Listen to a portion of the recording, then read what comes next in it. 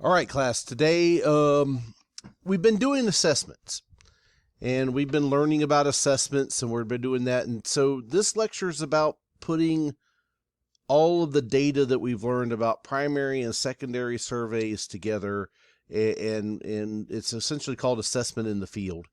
And because of that, and there's some important points that we're going to go over with this. And so the biggest thing that I have to stress, though, is a systematic process. No matter what type of call you're getting into, some sort of systematic process is absolutely necessary, especially when you're in maybe the first 10 minutes of your call. Patient assessment, again, you're trying to figure out what's wrong with them. And again, and that's dependent upon the mechanism of injury or the nature of the illness, can adjust the flow of how you do things. And that's part of where we're going to talk about today is adjusting that flow upon your patient's needs. Okay. And again, because do I need to do a full, complete, detailed trauma assessment on a person who's had an infected toe for 3 weeks? No. The flip of that is if I've got a unresponsive patient because they went flying 50 feet into a concrete pole, yeah, I need to assess them in a very different order. Okay. So, and this allows us to give the best pre-hospital advanced life support that we can give, which is our goal. You would be remiss every time you go into a scenario, you're going to say in scene safe.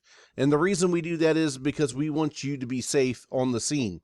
Again, take all necessary precautions, get your dispatch clues about what might be going on with the patient, determine what resources you might need. If you're getting into a call and you realize, oh, I'm going to need more stuff, call for it early. And the reason you call for it early is you can't make up time.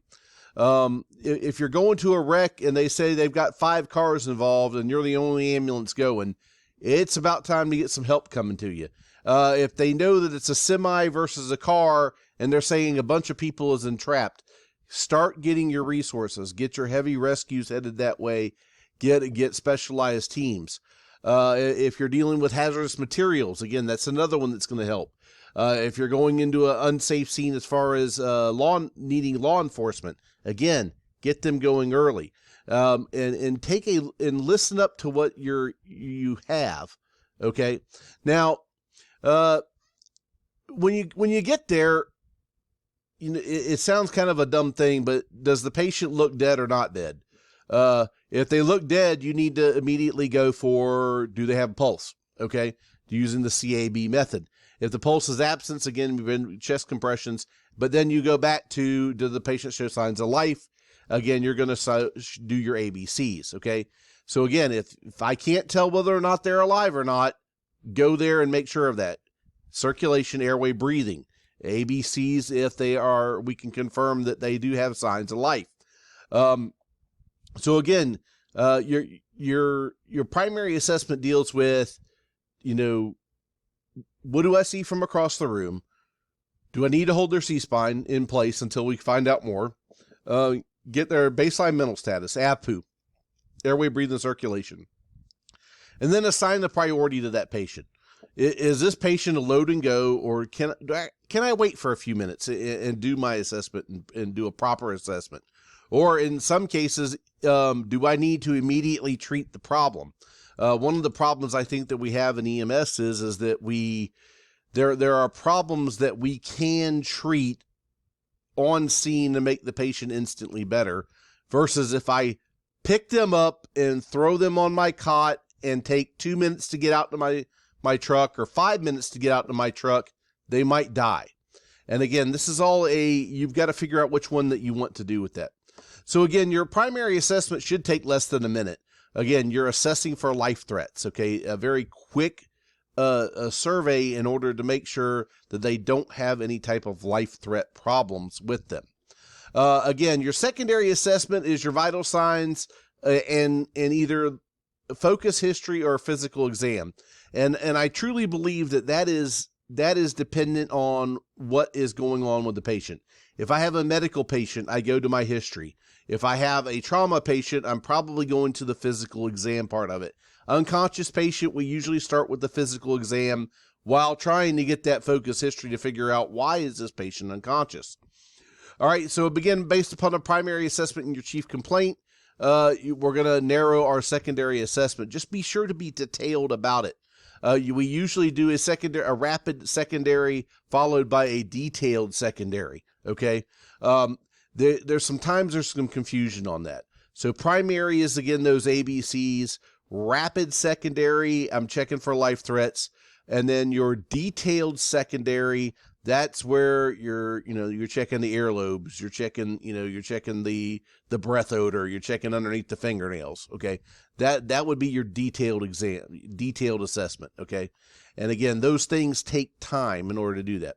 And it also includes our monitoring technology. So we talked a lot about the patient monitoring techniques. Get your tools and toys on. But again, we don't do that in our primary. We usually do this in our secondary, getting our vital signs. All right. So again, there's 4 major types of patients if you really kind of break it down.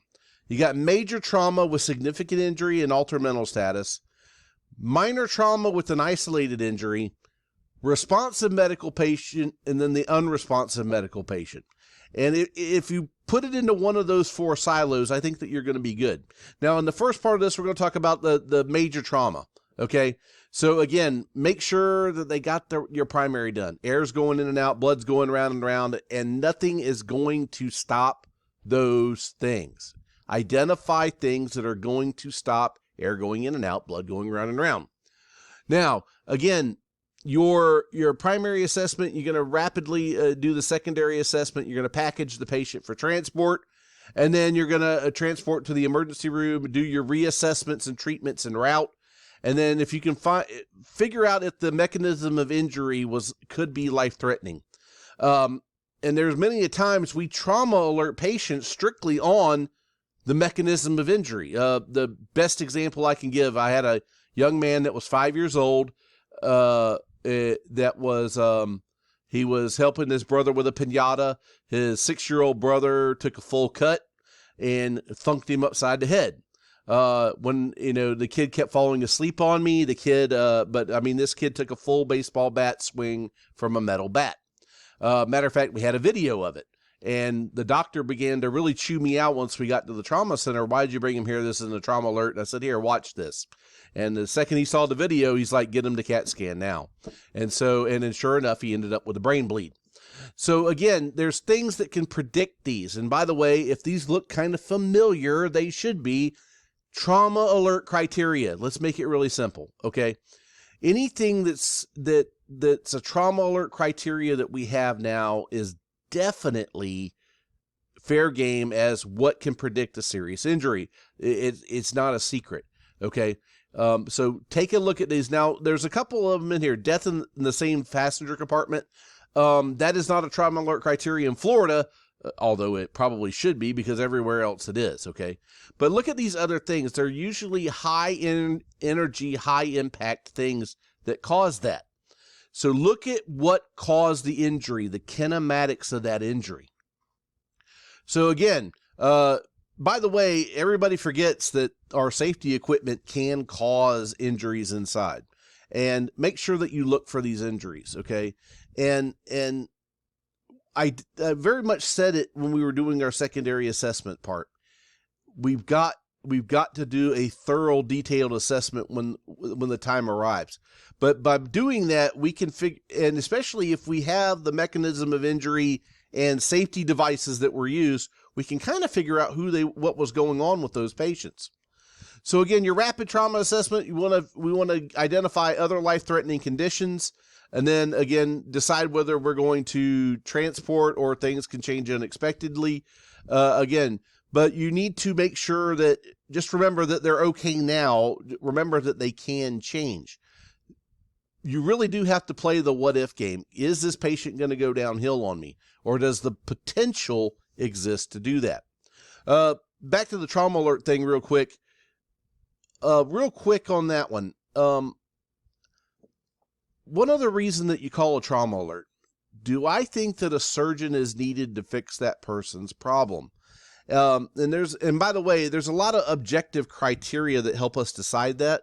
But there's been times where I thought that a surgical intervention was going to be needed immediately that I called the trauma alert, even though they didn't meet it initially. And by the way, by the time we got to the trauma center, guess what? That patient needed it. Folks, for trauma, they expect a 25% over triage rate. Okay.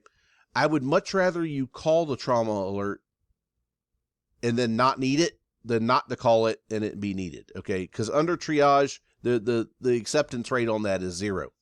So getting our mental status on our patient. Okay. Our ab pneumonic, again, compare the baseline status, pay special attention to the head, neck, abdomen.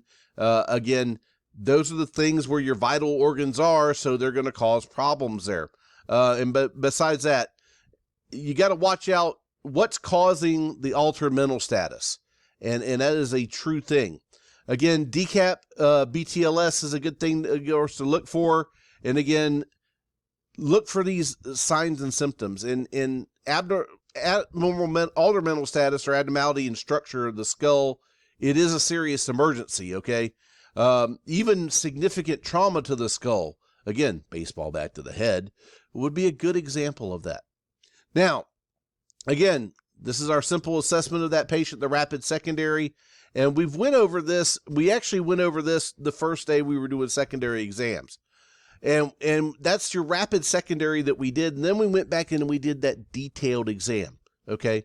And so, again, check your gloves, by the way, because if you got something wet and gooey on it that's not yours, maybe you should stop and investigate that area a little bit more, especially if you can't see the area.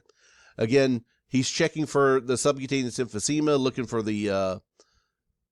looking for signs of respiratory distress there.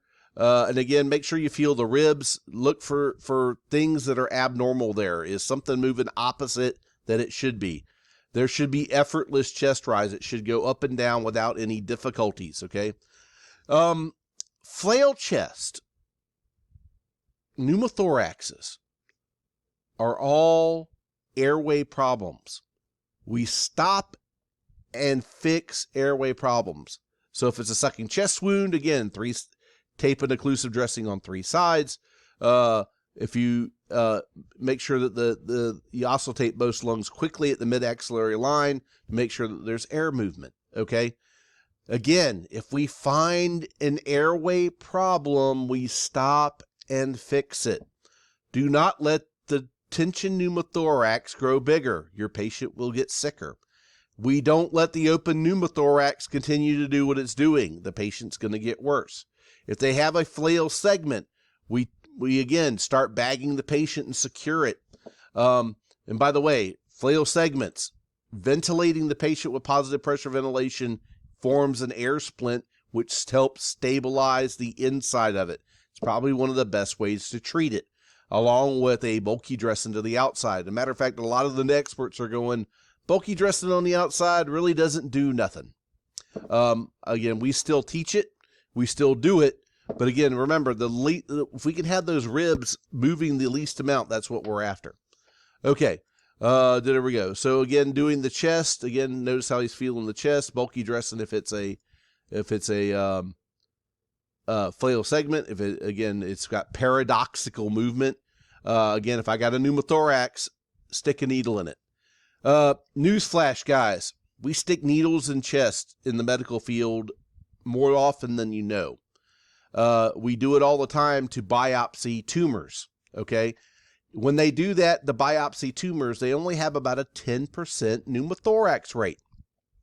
So if you think that you have a pneumothorax, please stick a needle in there, okay?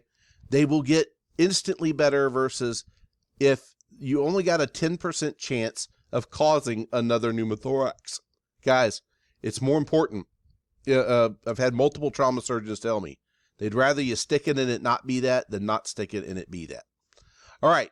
So look again for those abdominal wall movements. Look for rigidity.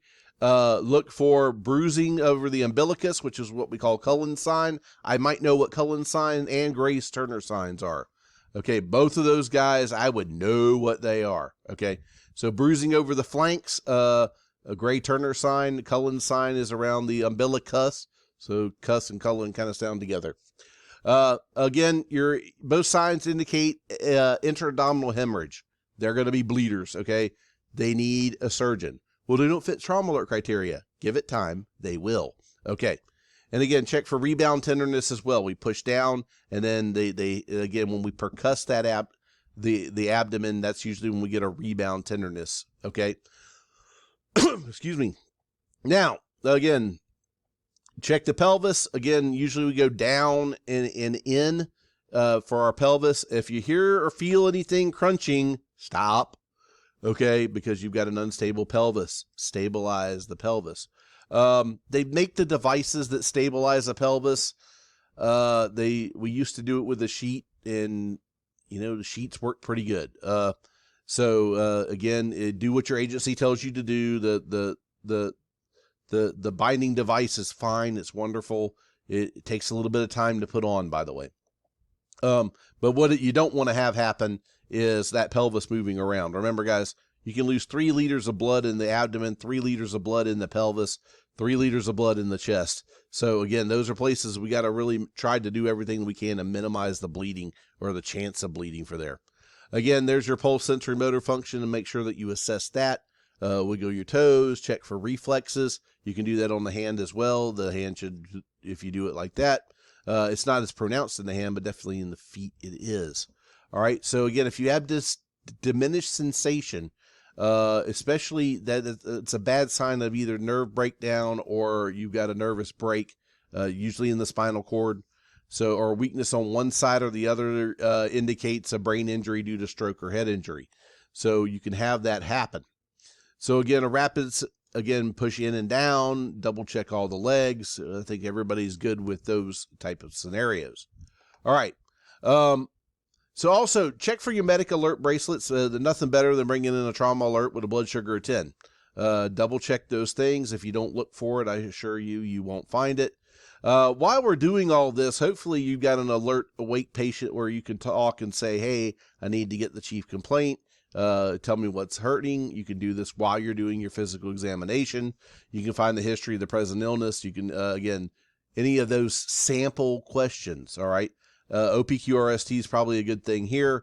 Again, when you're rolling them onto the backboard, it's a good time to check the back. If you don't roll them on a backboard, don't forget to check their back. Okay. So, but again, most of the time, if it's a really significant trauma patient, they're probably going on this medieval torture device. Okay. So again, everybody's good with sample OPQRST. Hopefully at this point, if they have a minor trauma, where we don't expect them to have